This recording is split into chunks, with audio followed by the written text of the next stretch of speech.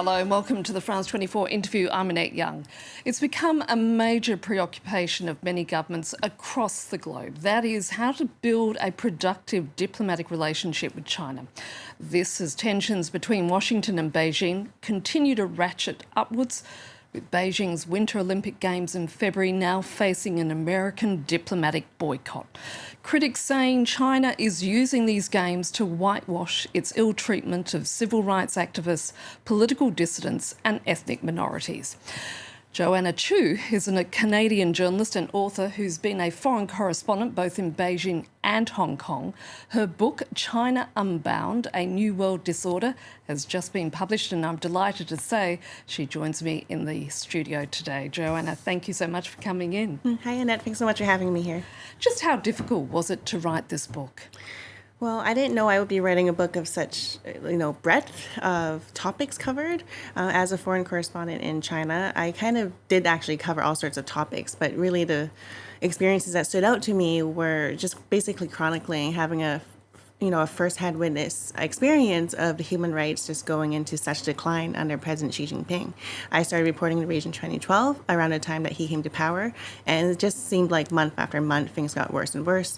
Teenage bloggers would get detained. Lawyers who were only doing their jobs would get detained. Sometimes sources of mine would be chatting with me on the phone, texting, and they would stop mid-text because later I would find out that they were arrested into the system of black jails where they cannot contact their lawyers or family members for weeks, sometimes months. So that was my experience working in Beijing. So it was, quite dark. And I did feel that hopefully, I don't know if I had optimism that things would get better, but returning home in 2018 to Canada after I finished working there, I felt that perhaps I would move on to other topics. But months later, Meng Wanzhou, Huawei executive, was detained in Vancouver, right where I was living. And weeks after that, two Canadians, Michael Kovrig and Michael Spavor, they were detained as political hostages. Suddenly, I was writing about China every day again, even though I was living in Canada. That really brought home to me that China's authoritarianism, growing power of their policing is a global story, and it's something that people all over the world should care about. So that's why this book, China Unbound, does have such a global scope. I reported on it based on my notes from when I was in China, but also most of the reporting is actually conducted overseas, across Europe actually, Australia, Canada, US, and both middle power countries and, bigger powers to look at these issues. I want to come back to the role of the middle power countries and the sort of situation they found themselves in with Beijing. But in any case, I want to start off by asking you, how has the global pandemic impacted China's relationship now with the rest of the world? Yeah, it was really interesting because even when I was in China working on these human rights stories, I felt like we were kind of chronicling it for the history books rather than really getting a lot of global attention with these stories. People did not seem to really care or did not read, that much about Chinese activists, dissidents, feminists, being detained, arrested, punished, persecuted. It was only really in the last few years that these stories got more global attention. And I think COVID actually played a role because whereas the idea around the world that it was important to engage with China, focus on trade and economic ties with China, it was quite prevalent. But I think people saw that at least Chinese officials did cover up the COVID-19 outbreak, at least for about a period of a week, if not more. And that was really something that really also helped a lot of people understand that China's authoritarianism, its censorship, its crackdown on its journalists, again, has a global impact. And we see more public pressure on Western international leaders now to not just focus on expanding economic and trade ties, but, to pay attention. And it's actually, the Chinese government has made it impossible not to pay attention to its human rights crackdowns now.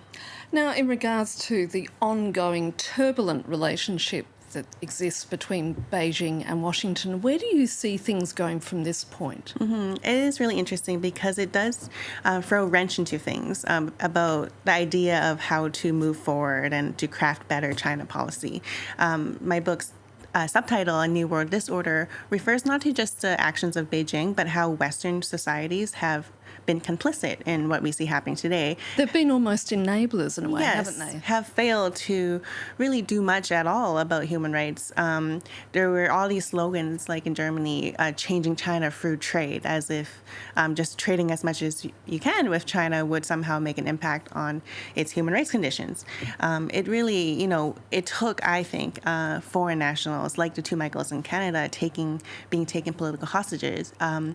Just recently, the Chinese very famous tennis player Peng Shuai disappearing for weeks after speaking out, alleging a Me Too case against a senior Chinese official. These are the things that are finally making people in the West stand up and pay attention. But right now, there's, I think the U.S. is a particular kind of a dysfunctional actor because major pundits, politicians, people, of course, like former President Trump, have on China kind of used China as a boogeyman, and instead of focusing on the facts of what Beijing is doing, which I think is compelling enough, have actually taken part in spreading disinformation about China to generalize about Chinese people and conflate them and make them one and the same in a way with the Chinese state, such as insinuating that all Chinese international students are spies, like former President Trump had. And that is not conducive to a good way forward to have, there are like still some avenues of diplomacy left, I think, with Beijing, but with the growing hawkishness and somehow this focus on misinformation about China, I think these avenues of diplomacy with Beijing that we do have are kind of narrowing further. Now, you've mentioned there, obviously, the middle power countries, such as my home country, Australia, and your own country, Canada, which has found itself in a very messy scenario when it comes to dealing with Beijing. So how do those sort of nations of that diplomatic strength who depend on Beijing so much for investment, how can they ensure a balanced and robust relationship with China? So middle power countries, I think there's sometimes a misunderstanding there where middle powers is seen as being weaker. But actually middle powers connotes the idea that you actually punch above your weight. Canada, Australia, relatively, smaller populations, but members of major alliances, major allies of the U.S., actually have more leverage than they think on other countries that they might come to conflict or tensions with, including China. So I think often the amount that China trades with different countries is also overstated. Traveling around Europe, it's more the idea that China has a population of 1.4 billion people. So companies are eager to get into the Chinese market and think it's really going to be like a huge future source of great potential for them, not really understanding the Chinese political system and how that does affect businesses trying to make their way into China. So a lot of it, I think, is hyped up, China's influence and power.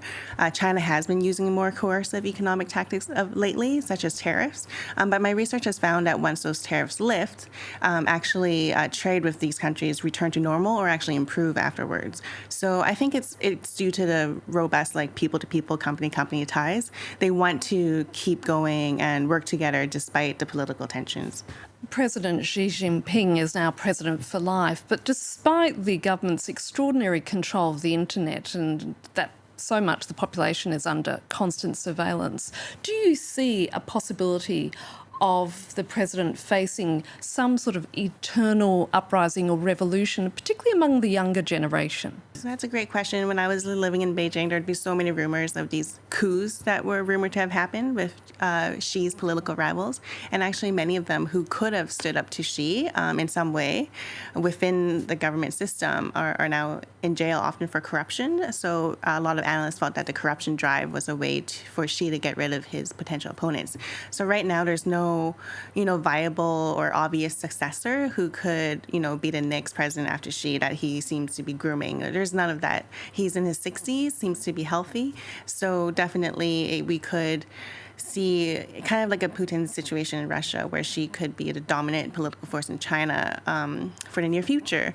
But I do have some optimism, like you said, about the young people in China. I think, again, my book tries to give context and nuance about why Chinese leaders today are so sensitive and seem to overreact to any perceived slights or insults from the West. But speaking to young people, they don't have, that historical baggage living through the tumultuous, latter half of the 20th century Cultural Revolution. They don't have that baggage, that lived experience of just turmoil, feeling disrespected by the West.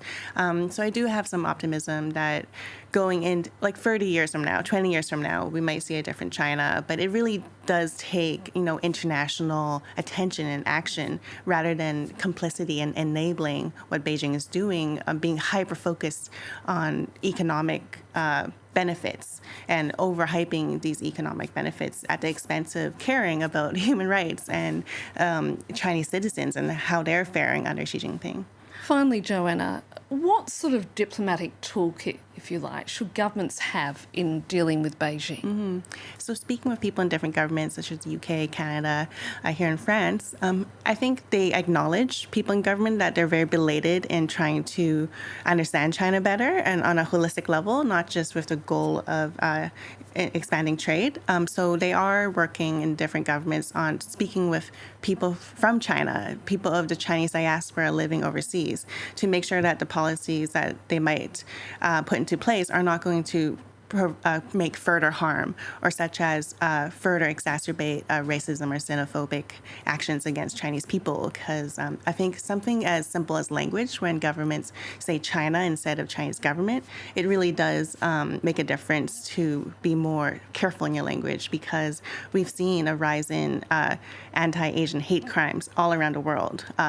Post-COVID, the outbreak, but also in the past as well, when people don't understand that China's not a democracy, the people did not elect Xi Jinping, and that really the focus should be on how to get all the expertise we have, including from people of Chinese descent, to craft better, more robust, and well-informed China foreign policy, where I think right now a lot of leaders seem to fumble because they can barely pronounce Xi Jinping's name, let alone read a document in Chinese. So we really need that expertise advising governments.